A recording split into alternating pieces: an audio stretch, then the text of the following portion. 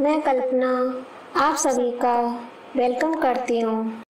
माघ मास महात्म का चौथा अध्याय प्रारंभ। वशिष्ठ जी कहने लगे, हे राजन, अब मैं माघ के उस महात्म को कहता हूँ जो कीर्तवीर्य से पूछने पर दत्तात्रेय जी ने कहा था। जिस समय साक्षात विष्णु के रूप श्री दत्तात्रेय जी सत्य पर्वत पर रहते थे, तब महिष्मति के राजा सहस्त्रार्जुन ने उनसे पूछा कि हे योगियों में श्रेष्ठ दत्तात्रेय जी, मैंने सब धर्म सुने, अब आप कृपा करके मुझे माघ मास का महात्म्य कहिए। तब दत्तात्रेय जी बोले, जो नारद जी से ब्रह्मा जी कहता है वही माघ मास महात्म्य में तुमसे कहता हूँ।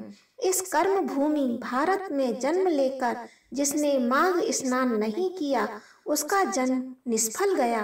माघ मास माघ में भगवान श्री प्रसन्नता पापों के नाश और स्वर्ग की प्राप्ति के लिए माघ स्नान आवश्यक है।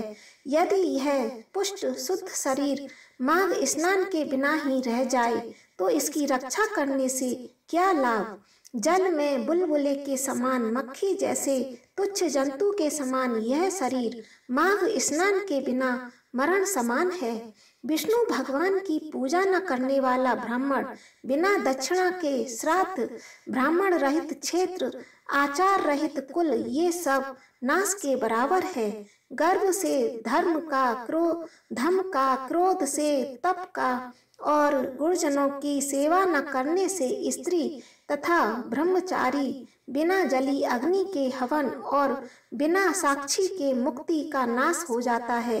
जीविका के लिए कहने वाली कथा, अपने ही लिए बनाए हुए भोजन की क्रिया, शूद्र से भिक्षा लेकर किया हुआ यज्ञ तथा कंजूस का धन, यह सब नाश के समान है।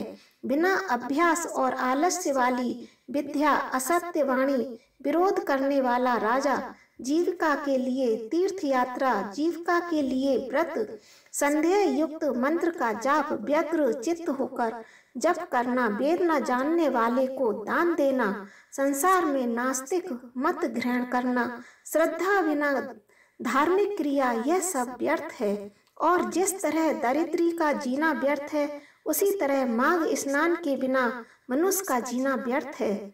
ब्रह्मघाती, सोना चुराने वाला, मदरा पीने वाला, गुरु पत्नीगामी और इन चारों की संगति करने वाला माघ स्नान से पवित्र होता है। जल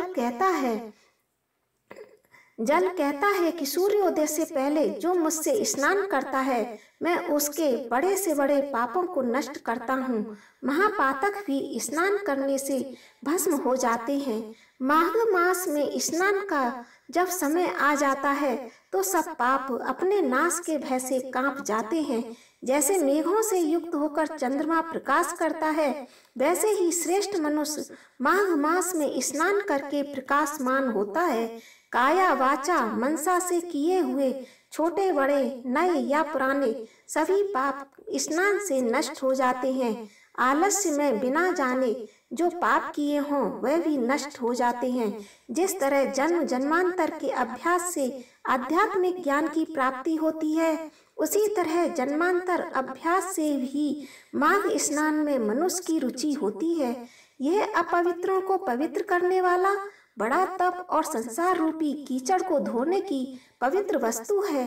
हे राजन, जो मनवांछित फल देने वाला माघ मास स्नान नहीं करते हैं, वह सूर्य चंद्र के समान भोगों को कैसे भोग सकते हैं।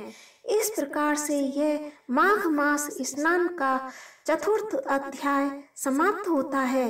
हरे कृष्णा, राधे राधे।